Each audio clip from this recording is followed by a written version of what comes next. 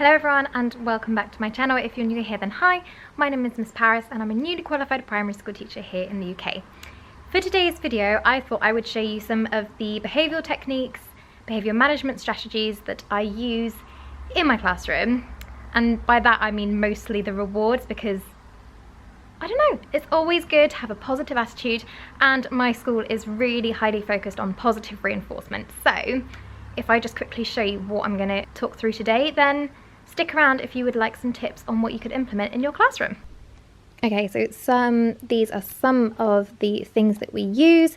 These are more whole class things, whereas these are individualized kind of rewards. I've hidden the names off here. If I just start off with the whole class based reward system, we've got these gold coins, which are what the whole school does. And there's a huge tube in the headmaster's office, and when that gets to the top, the whole school gets a reward. So that's really nice because it encourages that teamwork, even when, you know, during times like COVID, we don't really have the opportunity to meet for assemblies and things like that. So we still have that very nice community feel, and the children should get really excited about it. So we take it out of one jar and put it in the other, and then the headmaster will come around and collect them all and put it in the tube. We're aiming for, and I love the school for this, whole school pizza. So every single class gets a pizza, which I am all for. Absolutely. Another thing that we've got, which is a whole class thing, is this tub of marbles. Now what we do, again, a similar idea, we would take a marble out of that tub and put it into a glass jar.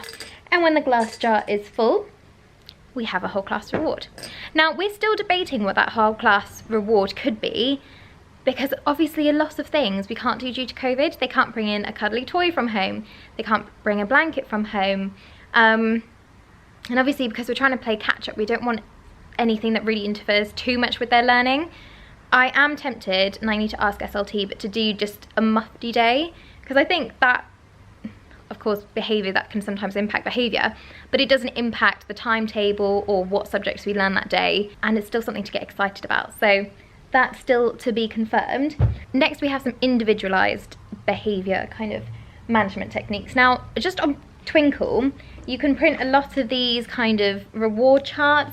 These are, yeah, Monday to Thursday, they're just days of the week, and then at the top you can put what they need to do. So this one says morning activity, carpet, worship, phonics, reading, and then you've got more squares to go along. There's another unicorn one here, as you can see, and then we've got one for one of our boys, which is just a superhero one. Again, that one's more flexible because you can just, you know, tick. You could have as many ticks as you want in a day, or you could do it one day per line. It's one line per day. You can see I'm tired, but yeah, it's flexible, so that's nice. And then afterwards, if they get all the ticks for that day, or they get a tick per activity, then they can have a reward. Now, for some of my children, we are counting the wins as 5 minutes of learning, 5 minutes of reward. So it's quite high maintenance, but how we've managed it is we have allowed them, and I've just taken the name off, it says name and then choice board, to just have a few options of what they would like to do as their reward. And I think by doing that, it gives them some structure, but it also allows them to have control. So do you want to do Play-Doh, or do you want to do reading as your reward? And of course it gets them excited because they're like, oh, I really want to do this. Okay, but first you need to do your learning time or sitting on the carpet. Please excuse my desk, I've just done loads of printing. Yeah, so that's that. We obviously have a timer and we really encourage it. We've also got a now and next board for a few of our children, just so that they can kind of see what's coming up. And I need to do another one for an EAL child because he's always asking me, when is it home time? So obviously that's difficult, and we show him on the visual timetable, but I think it would benefit him to have one. So I just put on the table, as an example, Play-Doh. So they would have 5 minutes of Play-Doh and then come back to do some learning.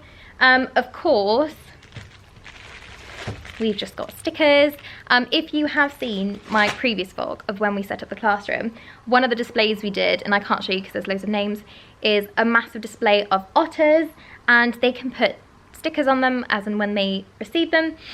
And then when they get 10 stickers, they get a certificate, which is very exciting. And we have a nice award ceremony on Friday, so that would be a nice time to, you know, celebrate it. Oh, actually, I just realised I will show you some of the options we have on the choice board in case this would benefit some of your kids. So on this choice board at the moment, we've got just some reading and some Play-Doh. And then at the back, we've just got a little storage of little bits here. We've got playing with multi-link, which is always good because it's, you know, concrete resources for maths, so that familiarises them when they need to use it also.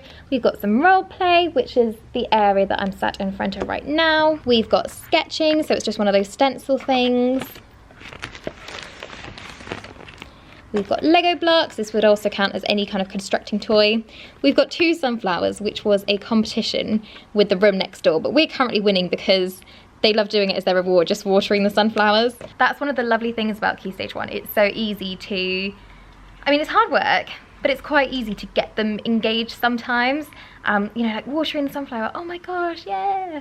You know, oh, and that reminds me of another thing, but I'll explain afterwards. So carrying on, we've got just having a cuddly toy, and we put some pneumacon around the place and hide it, and we call it a treasure hunt.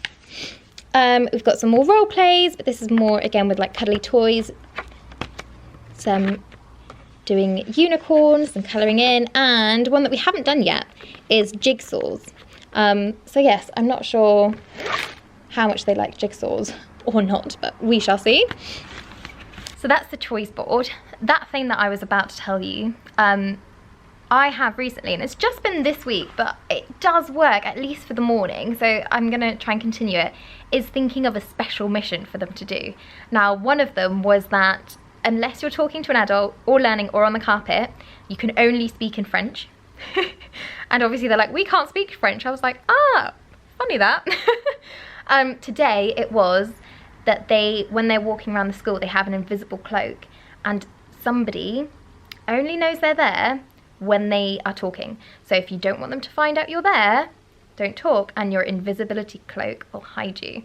Another one was that you're a secret spy and you can't be found out, and some of the boys actually took it really seriously. They were walking around like they were James Bond, which was quite cute. So yeah, that's nice. I just need to keep the imagination up and think of some different ones, because they will call me out if I do the same one twice. They'll be like, we've already done that. So yeah, maybe I should take note. One last thing, and I can't show this because, to be honest, it's laziness on my part, but we've got this kind of system on the board, and I really, like I said, love positive reinforcement. So we've got 3 positive comments and then you get a sticker. So we've got good work, well done, nearly there, and then sticker. And we'll write it on the board and have all of their names next to it. So I just didn't want to show you because then I'd have to rub all the names and then put them back on, and you know, it's just the extra work. But yeah, that's quite good, because it's like, oh look, I'm putting your name up, who else can I put up on the board? And they really like that, so that's lovely. And yes, sorry, I'm just looking at the time, it's 5:15. I'm knackered, I don't know if you can see, and losing my voice, so I'm going to leave it there. But I hope you enjoyed a little insight into behaviour management strategies. Now obviously you've got the normal things like body language, really like high-pitched voice, positive praise, all those kind of things, but I just thought it would be nice to see some of the physical things that we use as well. So if you enjoyed that, then please give this video a thumbs up. Don't forget to subscribe for more teacher related content, and join me next time. See you soon, bye!